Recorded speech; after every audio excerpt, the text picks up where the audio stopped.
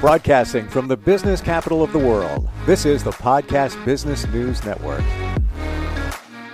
And welcome back, everybody. It's all about organization. Your life can radically change once you declutter and organize what's going on around you. Now, of course, there's lots of things to organize in your life, maybe your schedule, your appointment book, your to-do list. First and foremost, your living and workspace. It is such a psychological boost once you get things in order. We've got today a professional organizer who does this all the time for people. She has this methodology that makes it so much easier to understand and also get it done. And we're going to start going room to room to room to figure this all out. Richele Caragianis joins us here on the program. How are you doing today? Great. Doing super. Thanks for asking. Oh, great to have you back here. And I learned so much, as we all did last time you were here. You do things a little bit differently as an organizer, and you have it's sort of your guidelines, this 4-step process. Can we recap that before we jump into a room? I would really like that. So step 1 is the purge. Some people call it weed. The new word is declutter. And it's when you get in, I give you 3 bins. 1 is what's going to be thrown away. 1's what's going to be donated. And 1 is what you're going to keep. Second step, we have what we want to keep. We've donated, we've disposed, and now we have what we're going to keep. And we have to categorize what we're going to keep. So the third step is categorizing. We have to categorize what we have left. And this can be what I need to lay hands on daily, weekly, monthly, maybe once a year. It can also be by room. This is categorizing. And this is also when we make decisions about what's going to contain those categories. So are we going to use bins? Are we going to use acrylic, white, iron bins? Are aesthetics important to you or not so much? That's when categorizing unfolds. And then finally, there's just installation. We get all of those containers in, we decide where they're going to go, and we load our keeps into them. Hopefully, we've placed them in a way that either they're very easily accessible because you need them regularly, or they're in a place where it may be years before you need to reach back into them. And that's step 4. Now, I created a step 5. I think everybody does this. I just made it a separate step, and that is dealing with the sentimentals. And it's the last thing we do. It's not an easy thing to do because there's a lot of anxiety around, am I going to accidentally throw something away that is going to turn out to be really precious? So we save that till last. And bada boom, bada bang, that's what we do. I love the process. And especially, hey, you go into detail about the sentimentals. It's a tough one. And you know what? I don't think there's any room that's void of the sentimentals. It could be any room. You have some, right? Yeah, everything has a story that we possess. I could go through my house, randomly throw a dart, and no matter where it landed, at least for me, there would be a story behind it. I'm looking around this studio, which, I have lots of memorabilia, especially in the office. But you're right. Like, there's a signed picture of Billy Joel right above here. He's from the New York area where I am. I've interviewed him, met him a ton of times. My friend's a celebrity photographer and took that when he was on stage and gave it to me. I look over here. There's something over here. So you're right. Everything has a story, whether it's sentimental or not. It still has a story.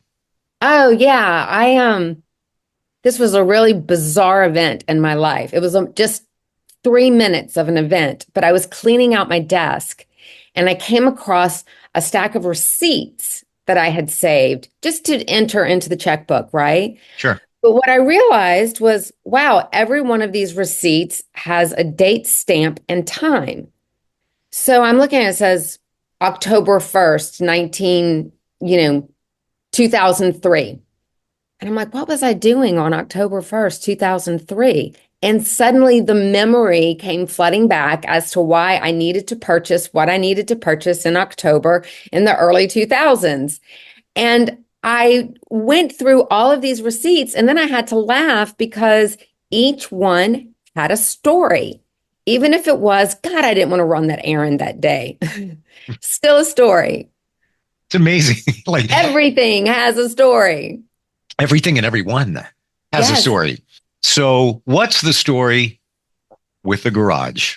That's the room we're going to focus on today. Where do we begin with that?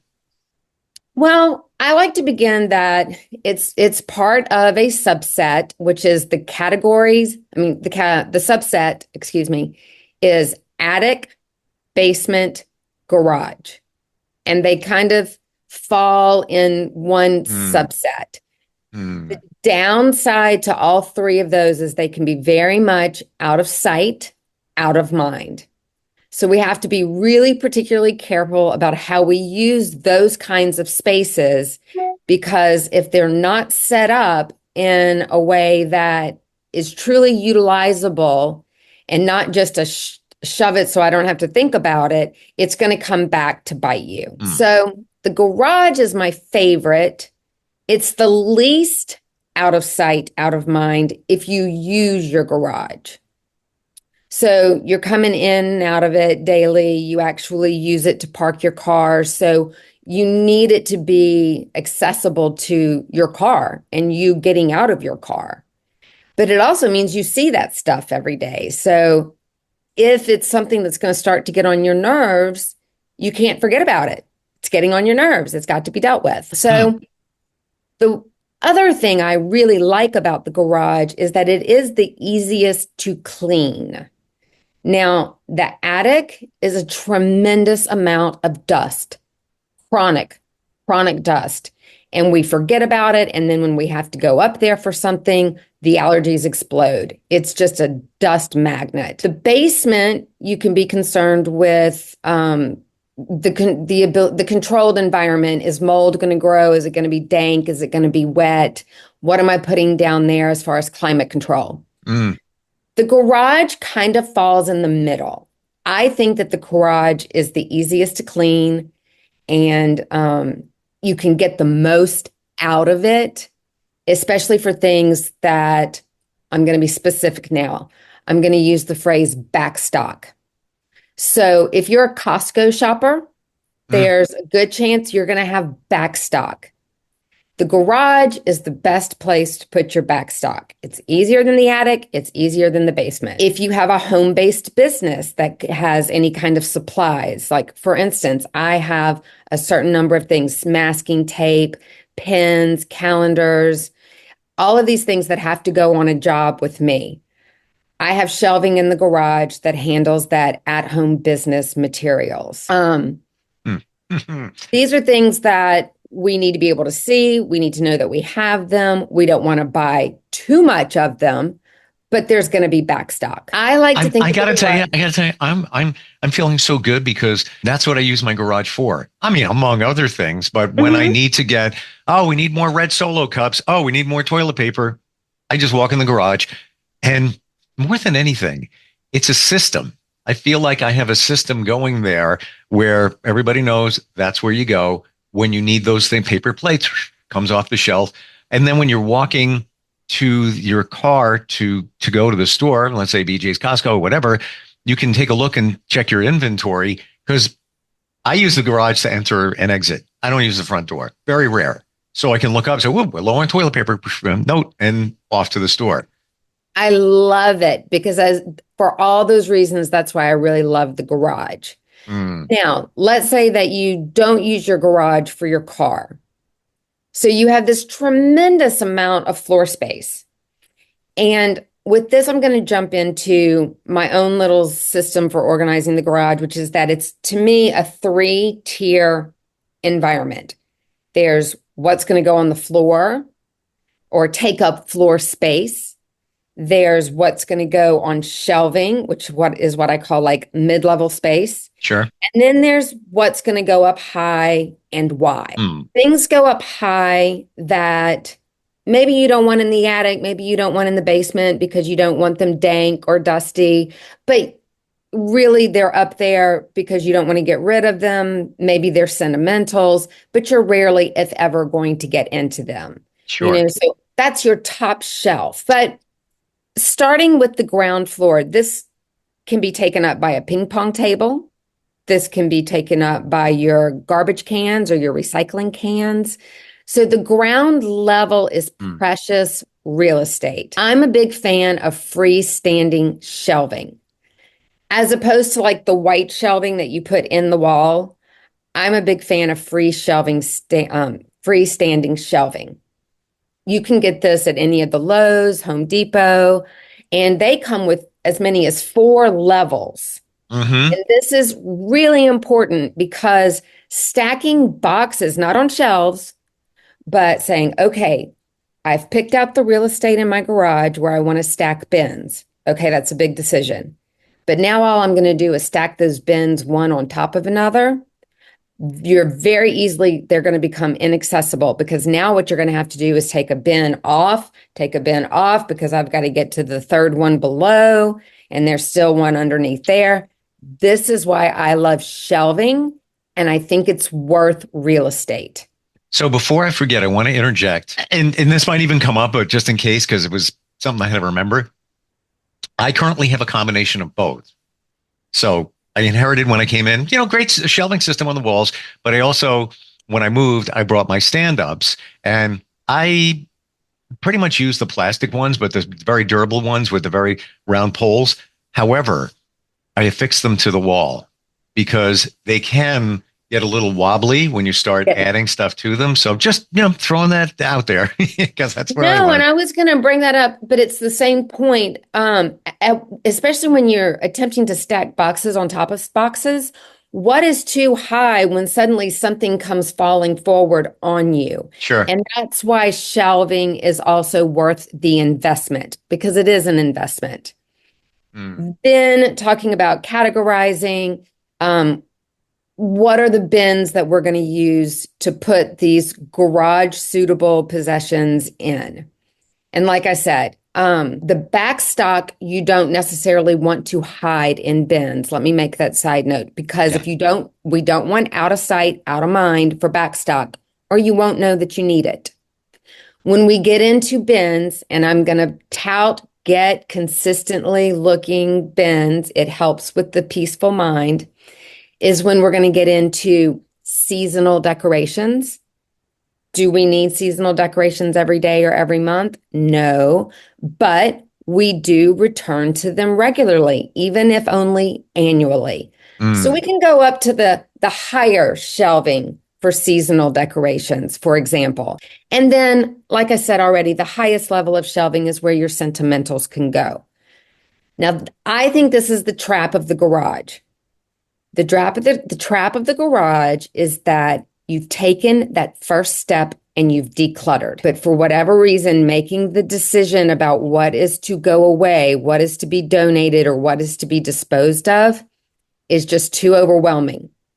So there becomes bins full of things that you don't want in your house. You've made those really big choices, but oh my God, what if I throw it away and I need it? What if I donate it and I realize I want it? What if my children want it? So all of these things end up in bins, unlabeled, unorganized, and maybe don't even need to exist anymore. And they end up on the top shelf because that's what I've recommended, and they're never touched again. That's the potential trap for the top shelf of your shelving. I hope I walked through that clearly. Oh, I got you. Perfect. Because now I'm going to go to the third, and the third level is the high level. And people think of like hanging bikes, so when you put your hooks in the ceiling to hang bikes, because this is another place for the garage, which is sporting equipment. Sporting equipment's meant to be outside. It's meant to handle adverse environments. So the garage gets a lot of sporting goods, even when we've stopped participating in those sports. Because it's one of those things that, oh yeah, but what if I decide to start doing yoga again? Or what if I decide that I want to go play pickleball again? I want to make sure I have all my stuff. I don't want to just give it away. And so it ends up in that out of sight, out of mind, top shelf. It's not going to Yep. be hurt by the world around it. So those are my 3 guidelines when I'm trying to decide how to use the garage real estate. And again, like I said, I think finally my most favorite. It really is the easiest to clean. The basement, like I said, you've got to pay attention to how dank or moldy it can get, the attic, how dusty. But the garage, again, you see it. It's really easy to put things back to where they're supposed to be and the system that you put in play, I think. You brought back a memory that the last house I was in, and you talk about putting things up high. I used to put the patio furniture cushions in a big bag. Like, it was huge. It weighed a ton. You couldn't even, one person couldn't even lift it up to put it on the hooks. But it was so out of sight, out of mind. It was only maybe like 4 inches from the ceiling. I'm talking like it was 8 feet long, not even kidding, with these cushions. But they were out of the elements in the winter. Didn't need it. And it was just so fabulous. I was so proud. It was a lot of work, but to get it up there, don't have to worry about it until next spring. So I guess, when you start thinking about what you need, what you don't need, how often you're going to need it. Where's the starting point, Richele? Should you make a list, for these kind of things? Well, I think I may have used the term rinse and repeat, right? Mm-hmm. So once you have gone through your garage possessions and you've done your weed, your purge, you've come up with what needs to be disposed of and donated and what you're going to keep, you're going to do that again once you have your keep. You're going to go, okay, I have my keep. Now I've got to go through a certain kind of form of decluttering because I want to keep it as simple as possible when it comes to what I need regular access to. Then the next thing is like these seasonals, right? I'm not getting into them all the time. And what seasonals has my Easter gotten involved with my Halloween, gotten involved with my Christmas? I mean, has it been categorized? Because we want it categorized as it's put away at the end of each season. So you're kind of doing that same thing. I'm categorizing, and now I'm going to decide what I'm going to actually store them in or how. And I applaud you. What a brilliant idea for your cushions. I don't know where that came from, but it required a ladder, 2 ladders and 2 people because you had a. Mm-hmm. But once you did, fabulous. Can we get granular and look at, let's say, the bins? The type, labeling, all of that. Absolutely. So I don't want to be found guilty of promoting any particular brand. So, but the obvious, there's some obvious here. Home Depot, Lowe's, At Home. These are some big box locations where you're going to find these things. And if they don't have them in stock, they're going to be able to order them for you. Home Depot carries Husky. I really like them. They don't necessarily, it's not constantly pulling the lid off and then clicking it down. Their system is a little more sophisticated with how you close it and secure it. But if you drop one of them, nothing gets hurt. I mean, unless it drops on you and you get hurt. But when you go to these outlets for home services, you're going to find some really durable products that make you feel safe about putting possessions in them. And that's the same with the shelving. That's the same with the hooks.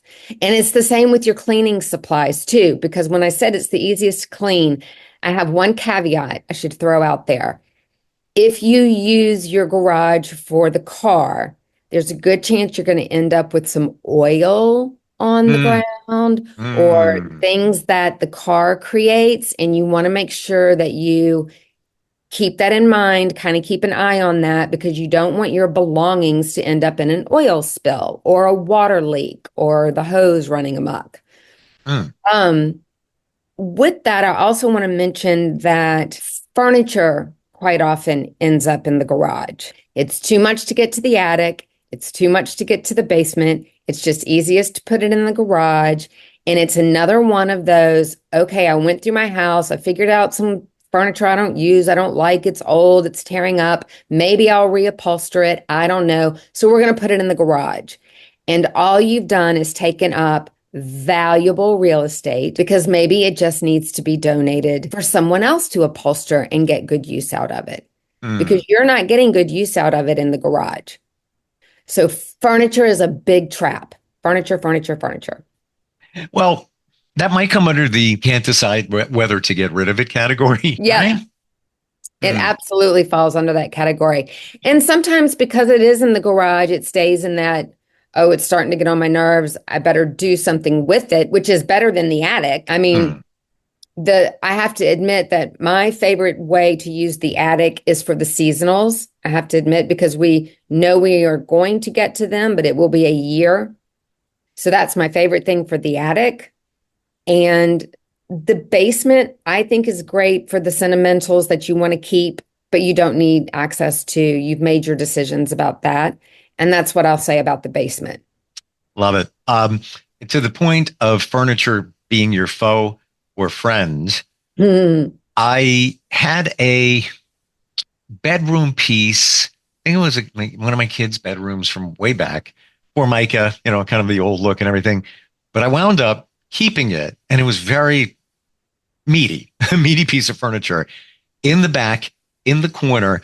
And I stored so much stuff in the drawers, and it was underneath a big shelf, like a plywood shelf. So it was almost like dead space underneath there. My gosh, I had everything in there. Oh, you're going on vacation to Disney? I got the ponchos in there. I've got all of that random stuff. It was in there. So sometimes it can work in your favor depending on what it is and where you put it. Well, what you said that was really important, and you mentioned it at the top of the podcast, is labeling. So, I mean, you can do everything from actually write on a bin, literally with a Sharpie, Halloween, the word Halloween, or you can get actual labels that you peel off and stick and then write on the label, or you can get really fancy and buy a labeling machine. Like a Cricut? But the reality is you knew what was in that piece of furniture and you knew where it was. And that's where labeling can simply be a huge, huge step in making sure your system works. What about, we have just a couple of minutes. Yeah. Bins, would you suggest clear or not? I think that the more you need access to it, the clearer it should be. Okay. So we're not talking about aesthetics. We're talking about the rudiment utilization. So if it's for work, I need to be able to see what I have in case I need to go restock my supplies. If it's something that's going to go at the very top shelf and you're never going to need to get in it, then a label is enough. You don't have to see what's in it to say that sentimentals are in it. You know what that's going to be. That's going to be family. That's going to be the children. That's going to be your own awards and trophies. So just putting the word sentimentals is plenty enough, and put it in a nice secure tub. And you don't have to be able to see into that. And then there's everything in between: baskets, plastic, iron wire. I would even think that you would not want it to be clear because it looks less messy, unless there's a really, really valid reason, like to your point, where it's something that you regularly need to look into as you pass by. That's just the way I think. Well, that's where we rinse, repeat. When we decide what's going to go in those clears, we got to go in there and put them in a systematic way, so that we're not just dumping them in an acrylic bin. Yeah. We can see what's in the bin. And not all bins are created equally. When you buy the cheap ones, you get what so many times, the side crack, and it's just very frustrating. Get durable, lasts forever. Even if something drops on it and crushes it, it still magically comes back to shape. But not and those are the more like Rubbermaid type, but the other ones where they're like just a frosted plastic crack like that. And, they're the ripoff of Rubbermaid. And and you think it's the same, but it's not. Richele, what's the best way to contact you? I know that you work in your area, and please share that with everyone.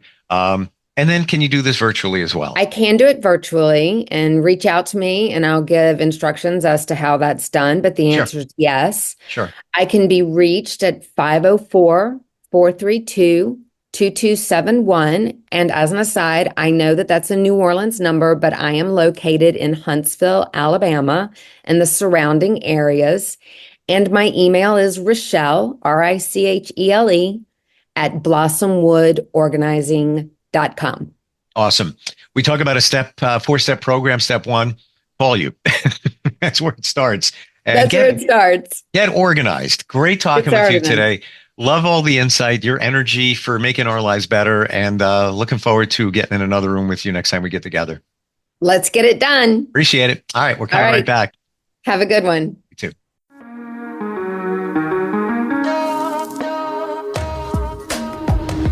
Broadcasting from the business capital of the world, this is the Podcast Business News Network.